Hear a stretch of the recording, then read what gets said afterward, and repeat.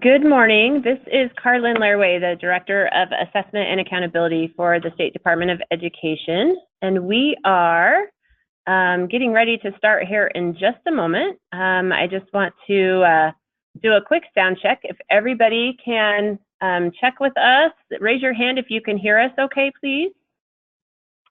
Wonderful. Thank you very much. We have a few more people signing in, so we'll start in just a minute. But a couple of housekeeping items. If you have any questions as we go, we will stop and take questions as we move through the presentation. But if you do have questions, please type them in the questions box. If you need technical assistance, if you lose sound connectivity or have any other technical issues, if you send a chat, I will manage that. This session is being recorded and will be posted and made available later today or tomorrow. So please call us or let us know if you'd like that. We've also posted the handout available for you to download that follows along with our presentation today. Joining me in the conference room today for the webinar is my accountability coordinator, Kevin Whitman, and Dale Kleiner from Advanced Ed. So we are eager to have you with us. We're glad you could join us today, and we'll get started. I'll turn things over to Kevin, and again, if you have questions, please type them in the questions box. Great, thank you very much, and thank you all again for joining us. Today we'll review some of the important information about the student survey, including the who, what, why, when, and how. So the basics of what we're looking at here. So a little bit of background. After gathering feedback from stakeholders, the State Board of Education approved the use of a student engagement survey from Advanced Ed at a special board meeting in January. And there are three components of that student engagement survey: behavior, cognitive, and emotional. So that's the what. Now the why. So the reason we're administering the survey this year, going back to 2015, SEA and No Child Left Behind, stakeholders pushed the U.S. Department of Ed and state educational agencies to move away from just using academic indicators and to include in their accountability systems some non-academic indicators. So the state of Idaho, the board's Accountability Oversight Committee and the State Board of Education gathered feedback on these non-academic indicators for use in the state's accountability framework, and they settled on the use of student, teacher, and parent engagement surveys.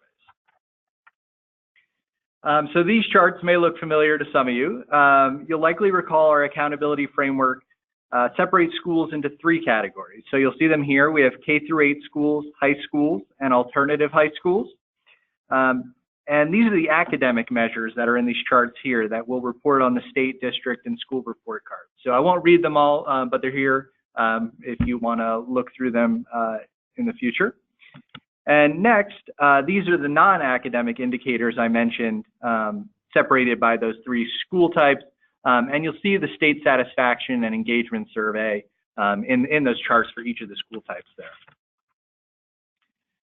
So for right now, in 2018, we're only going to administer the survey to students in grades 3 through 8. Beginning in 2018-2019, for that school year, the State Board of Education and the State Department plan to survey students in grades 3 through 12, as well as parents and teachers. So expanding beyond what we're doing this school year. And there will be more information to come on which surveys will be used in 2019. So how is this going to work? Advanced Ed is going to create two unique survey links for each district. So no survey setup is going to be necessary at the district and school level. Essentially, students are just going to need to access an electronic device with an internet connection. And the links are going to be sent to district superintendents on or before April 2nd, 2018. So as to how it will work for students, they're going to select their school from a dropdown once they're sort of accessing the survey via these links. They'll then select their grade from a dropdown, and they'll enter their EDU ID and begin the survey. No other student data is captured, so it's just the EDU ID. So when is this all going to happen? The survey window is April 2nd to May 31st. And this is a really important note here, that surveys administered prior will not be captured. So if your institution is currently accredited and you have access to the eProve survey platform with Advanced Ed, please do not start the student surveys early. If you start your own surveys, you'll have to administer them again during the State Department of Education survey window using the special survey links that we're going to provide. So we also wanted to give you a heads up on some of the other logistics, since we know this is a lot in a short period of time. So in late March, the SDE and Advanced Ed are going to partner to host a more detailed orientation instructional webinar that will be recorded and will be made available if you're not able to attend in person when it's sort of live. And when that survey window opens, schools and districts are also going to have access to all the other survey tools that are available in eProve. So in addition to the student engagement survey, you'll have some other great surveys you can access there. We're also going to have recorded webinar trainings that are going to be available to show districts and schools how to maximize the use of the eProve survey platform. So trying to help you take advantage of the new tools that are going to be available to you there. And Advanced Ed will provide the same great help desk service that they now provide throughout the project if anyone has questions or problems with survey administration. And after the survey is completed, here's what we're going to be looking at. There will be eProve reports. There's going to be a state, district, and school report card, which you may have heard of as part of the accountability system, where we're going to report out these survey results. And student engagement is going to be measured using those 3 domains that we mentioned at the beginning: behavior, cognitive, and emotional. And responses to those different domains are categorized as committed, compliant, or disengaged. And so those state report cards are going to reflect the percentage of students in those categories. And some contact information if you want to reach me and I can help provide more information or assistance throughout the process. My name's Kevin Whitman again, and my email and phone number are there. And we wanted to open it up now for questions or any other discussion. So we have one question from Michael Jacobson, going back in the presentation around the academic indicators. He's asking about the pre-algebra in 8th grade. And this is students in grade 8 enrolled in pre-algebra or higher. He's asking about how to get around the math endorsements for those teachers with K-8 endorsements and not a K-12 endorsement for math. This is definitely a consideration, and we will be looking at this ongoing and working with our math team and our school, the Department of Education teacher certification team, and can provide additional guidance. Nick Smith has asked if there will be accommodations for English learner students. And Dale and I are working out options for students to take the survey in Spanish. Dale, you want to comment on that? The survey is available in Spanish, and that option will be provided as the student starts the survey, and then common text-to-speech is available for those surveys as well. So we do have accommodations for students either needing English translation or text-to-speech. So the most common accommodations we provide in our student assessment. Let's see, a question from Adam Johnson. What percentage of students need to take the survey to be considered in compliance? And what is the recommendation for students on the alternate assessment in relation to the surveys? So Adam, let's take the first question. The percentage of students that need to take the survey to be considered in compliance. As this is our first year, we really feel confident that we're providing a very simple approach to this survey. And we're hoping for, and our target will be 90% participation from your students in this year. And we realize that is a bit of a stretch perhaps for some, but we believe with the window from April 2nd through the end of May 31st, the survey takes about 20 to 30 minutes for most students, and that's really from the time they come into the lab, sit down, link that URL on a device, and complete the survey and submit it. 20 to 30 minutes is really an extensive time. We feel like it's even shorter, but we want to make sure you provide adequate time. We think 90% participation rate is really reasonable. As for students that are on the alternate assessment in relation to the survey, we would not expect the student would be able to participate in the survey independently. However, if there is a way for the student to participate with the help of an adult, where the student could indicate their own responses and those could be captured by an adult, we would certainly encourage that participation of that student population. But we understand from a logistics perspective and the independent nature of a survey for students, we would leave that up to the discretion of the teacher that knows and serves that student best. Cindy Wood has asked if you recommend students do this with the testing administrator or in the classroom with teachers. And Cindy, that's a great question, but we'll leave that up to you. There is really no reason that you couldn't add this on to the end of a test session and have students click on the URL when they're finished with their math test, and perhaps having them finish or complete a survey while other students might be completing their ISAT test, as some students finish early. So you could structure it that way, or you could have this be a classroom activity. You could do this, I believe students can even do this on their devices, their telephones, their mobile devices, tablets and computers, of course, any device that connects to the internet that has that link. So ideally, this would be whatever your administration looks like, whatever you want to do that makes the most sense for your students and teachers and your schedules. And then we have the follow-up question, the certain number of students that need to take the survey. I think we talked about that briefly, but we'll go back. 90% is what we're really looking for. And if a student misses the day that you administer the survey, you can schedule a makeup or just really target that 90% goal. In order to have adequate information about student engagement, we would really like to see as many students surveyed as possible in order to get the most useful information back. Shane Pratt has asked about supports for students with disabilities. And again, Shane, we have the survey available in Spanish for English learners and with text-to-speech for students that may need it. And I think those would be the most common supports for students with disabilities that would really be necessary in this case. And certainly, I suppose there's always the opportunity for teachers, in this case as a student survey, or for a proctor to provide support for the student on an individual basis if necessary.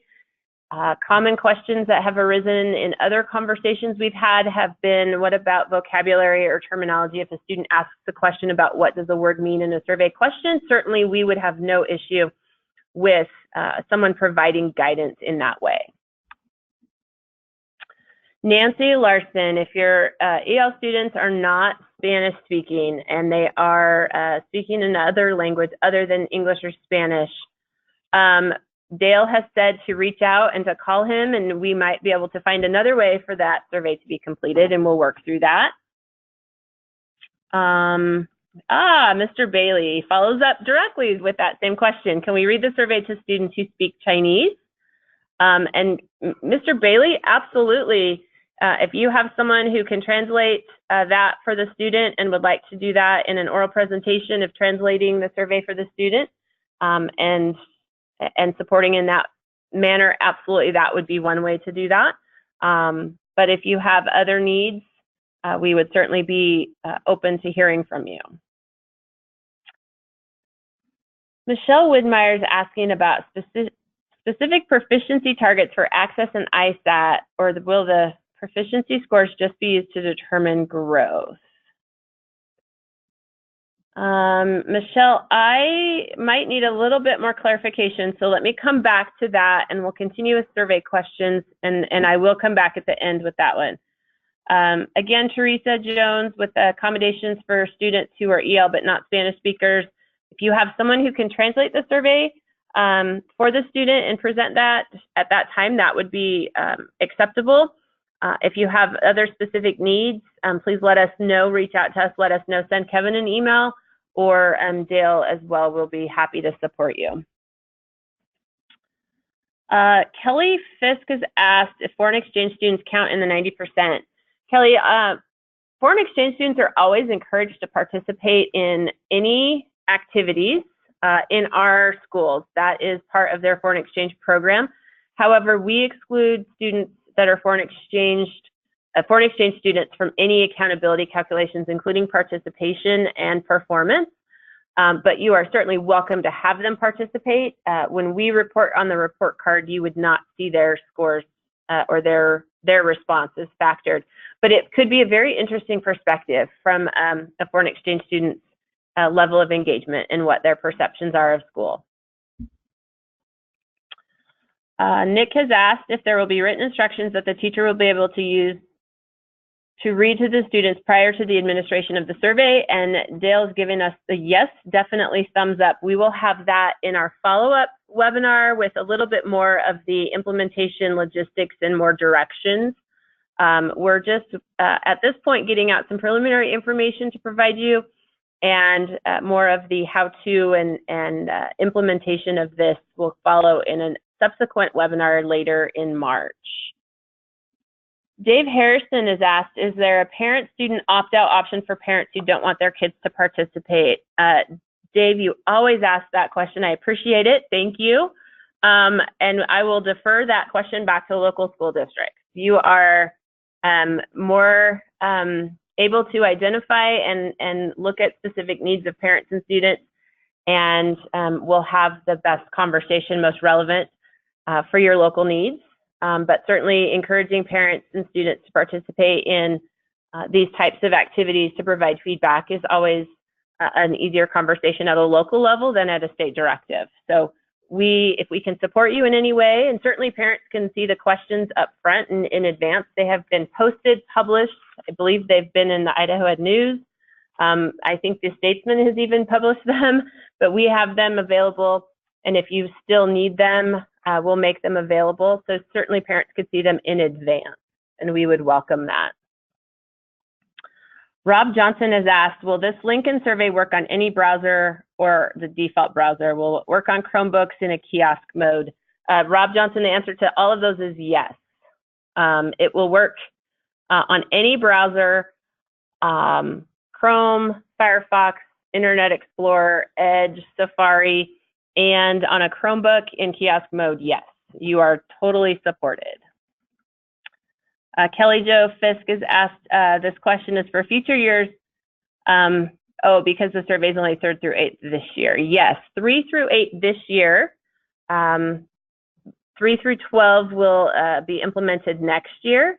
And that's primarily because if we go back to our accountability framework, the screen that you're looking at right now, the state satisfaction and engagement survey of students is being used in the identification of schools in the lowest 5% in our K-8 programs or K-8 schools, and college and career readiness is the indicator in the identification of schools in the bottom 5% for high schools and alternative schools. So that use of the survey is instrumental this year for K-8 schools, hence the reason that we've limited this first implementation to just K-8 students, or 3 through 8 students rather. Kelly Glenn has asked, will there be a way to track who has completed the survey from the district level? Unfortunately, Kelly, there's not. In order to ease the burden on districts and schools, there is not going to be any students pre-populated into the advanced ed system. So there is not a sufficient way for us to provide access at this point.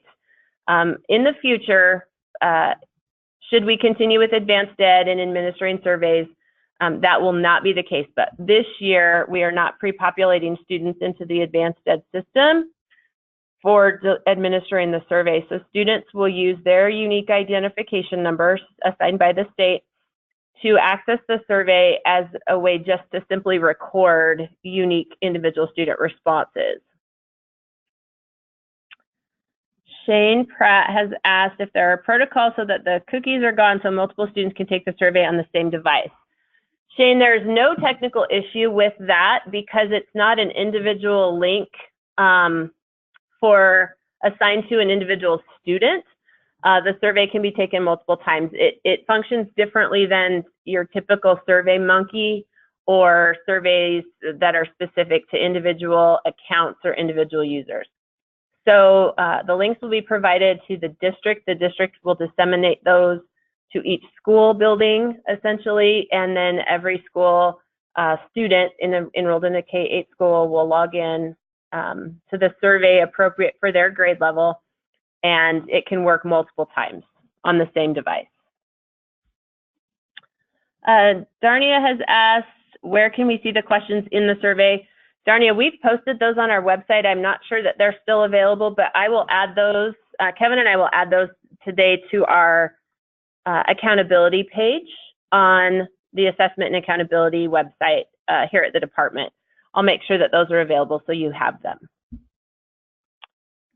Chantel has asked, will districts be able to track the percentage of students who have taken the survey to see that you get your 90% goal?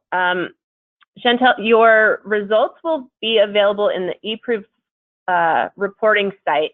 So you will see the number of students that have participated in a survey, but you will not necessarily know which individual students have completed the survey, but only simply a number. So if you have 300 students in grades 3 through 5 in, say, your elementary building, and you log into the eProof survey site and see the results of 250, you could identify your percentage and stay on track. Unfortunately, again, this year, there is no way to identify which students have taken the survey, but going forward, that is our intention and options for the future, just in order to turn this survey around in the time that we had available and to lessen the burden this year on schools and districts.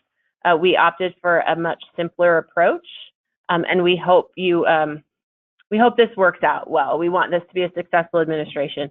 So we understand it may be more difficult to track which students have taken the survey, but we feel like this is the easiest route for schools to do, and also the less time-consuming process, I think, for all of you as well. So in the future, this will change should we continue with the Advanced Ed Survey platform. So more to come when those decisions are made. All right, Margene McConnell has asked if teachers can read questions aloud to their class while they take the survey. Margene, absolutely. This is a common practice. We heard from other states that have implemented this survey where third grade teachers read the questions one at a time to their students, and the students all answer the questions at the same time and move through the survey in that way. So that would absolutely be one possibility for an administration of the survey. Okay, Michelle has asked if schools need to reach, this is the proficiency follow-up, yes. Michelle, there are long-term goals for the state for proficiency targets. And once our ESSA plan receives final approval from the U.S. Department of Education, we will post those. They'll also be posted in our accountability handbook, which we're finalizing, again, pending U.S. Department of Education approval of our ESSA plan, because those long-term goals are tied to that. But we will make those available and provide that information. And I'm sorry, off the top of my head, I don't know what those targets are, but we do have those, and we'll make sure that you see what those are.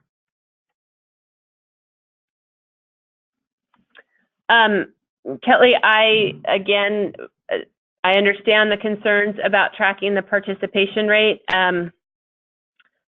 We will look to improve this process in the future, but I would encourage you not to necessarily suggest that students complete the survey at home. I think the idea is that this is done at school so you have the ability to track, but if that is something you would like your students to do for flexibility purposes, it is certainly your option, but it will be a little more challenging to have student participation tracked at an individual student level.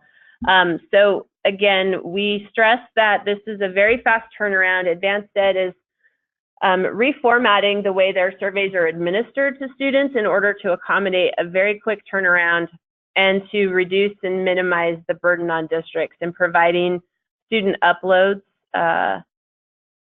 ahead of time. So if in the future this will not be the case, again, is in the future if we continue with the Advanced Ed survey.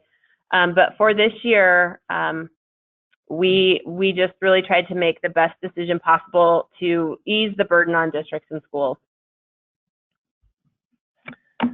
Okay, Nick, it says, has asked, according to slide number 8, yes, that's the next slide here. Let me switch over to that one. That parents and students will be surveyed in grades 9 through 12 as well. Yes. Parents and students and teachers for all grades 3 through 12 will be surveyed beginning in 2019. The survey is yet to be determined, but it has always been the intention, and it is in the accountability framework that is in board rule that identifies students, parents, and teachers. So that will continue in grades 3 through 12 beginning next year. Josh Folk has asked, where are the survey questions on the accountability page? We will post them later today. They are not there now, but we will post them and make them available and provide those. And I'll send a link once those are posted to everyone that registered for the webinar, and specifically since you're all on and you registered, you will be able to have access to that. Rob Johnson has asked if there's a way to see that students don't take the, I'm assuming you mean survey instead of test, to see that they haven't taken it multiple times. Again, unfortunately, providing just strictly a student's unique identification number without a preload of that data, there's no way to know that the student hasn't taken it more than once. But I would venture to say most students will tell you, oh, you already had me do this. Some may not, and we will be able to identify when we receive the final data results from Advanced Ed, students that have taken the test multiple times, and we will always include the first survey response from the student.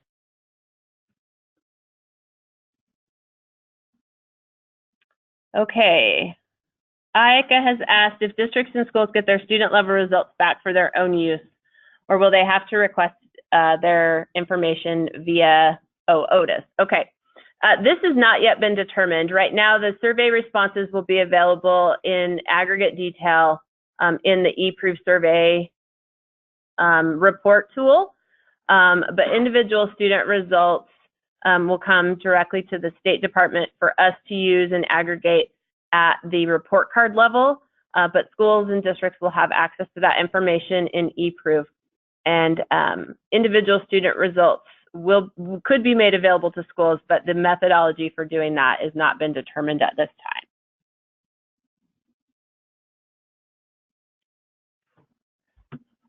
Okay, thank you, Mike, for your kindness and comments. Let's see, Josh, nope, you're just fine. We continue to get these questions and have no problem answering them.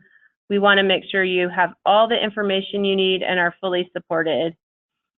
Darnia has asked, for the 2019 school year, if a high school is going through accreditation, would they need to survey parents 2 times? Darnia, this is a frequent question, and actually our team and Advanced Ed and Dale have had many conversations about this, and we actually anticipate a different window for survey administration going forward, beginning next year. Perhaps as early as the fall, so it doesn't coincide with your spring assessment window. Certainly that's an option specifically for parents and even for high school students. We've had lots of conversations about that. So as we identify the final surveys that will be used for students, parent, and teachers for accountability next year, expect there to be some changes in the time frames in which those may be administered. It's our intent that you not have to duplicate, and so it will be our priority to ensure that these surveys only have to be done once. Again, we recognize the burden on districts and schools, particularly during the spring assessment window, and it would be our hope to change the time frame for survey administration to either earlier in the winter, perhaps, or even into the fall. And it may be that parents survey different times than students. So all of those are still options and great points for us to consider as we look to 2019 and expanding the survey to the additional grade levels and the additional stakeholders. So we'll make sure that that's fully addressed in the future. And so thank you for that question, Darnia. That's really important. All right, I think that's all the questions I see. One more question: what participation will we expect from parent surveys? That is another great question, and I see from your perspective, getting 20% during an accreditation period is difficult, and we've heard that from other states who've gone this route. So we would expect targets for parents, students, and teachers to look different, and we'll be setting those with some reasonable input and experience, and really from all of your perspectives. So we would welcome that as we start that dialogue. But for this year, we want you to concentrate on student participation in grades 3 through 8. Make us aware of those concerns and questions that you have for next year, and we'll get answers to those as soon as we can, while still focusing our attention and getting you the information you need for this year's implementation as quickly as possible. All right, I believe that's all the questions we have, unless you have any more. Again, this was just a quick overview. We wanted to get an update out. We will have more to come in our assessment newsletter that is sent the first and third Wednesday of each month. We'll have another update in our assessment monthly webinar that's hosted the second Wednesday of each month. Those are primarily targeted for assessment directors or assessment coordinators in local districts, but any of you are welcome to join. And the links and registration for our monthly webinars are already posted on our assessment page. If we have any other updates, we'll also include those directly to superintendents and administrators in the weekly communication that is sent from Allison Westfall on Fridays. So check there as well. And of course, you can reach me at the department, Kevin, whose contact information is included in today's presentation, and our wonderful partner and friend, Dale Kleiner, who is standing by at the ready to help you make sure this is implemented well for all of you. And we're definitely here to support. I did see one more question, Nick Smith. How will we figure out participation percentage for parents if we don't have the number of parents in each district? Nick, that's like a trick question because that's for 2019. And I still have a few days at least to really think about that before I have to answer. So I'm going to defer that question down the road simply because that's a great question. And I don't know that it's so much about participation that the department will calculate as much as it will be something that we'll work on with all of you. So more to come, and I've officially nominated Nick Smith to be on our survey committee as we look at this for the summer, and I expect everyone on the call to raise their hand in agreement with that. So Nick, consider yourself on our survey committee. You're very welcome. Thank you for your comments and questions. It's very much appreciated. And I really don't mean to deflect that question, but those are considerations that we still have some time to work out, and we want to be thoughtful about that and really have all of those things considered before we make a statement that will live online in a recorded webinar. So before we get too far down the road, staying focused this year on our K-8 administration of the survey, the goal of 90% participation. We realize a quick turnaround again. This is just to get you started and get us some great information that we hope will be useful for your schools going forward. All right, I think that's it for questions. We're certainly here, again, if you have any follow-up questions, We have a couple of action items for our team to do. One of those is to post the questions on our accountability website on our assessment and accountability page, and I will make sure that as soon as that is done, we send you the link to where those questions are available. And we will continue to provide updates as more information becomes available. We do anticipate a follow-up webinar to be hosted with Advanced Ed and the department team together at the end of March, just prior to the survey window opening, that will include more details about the how-tos for all of you. But in the meantime, thank you for joining us and enjoy the rest of your day.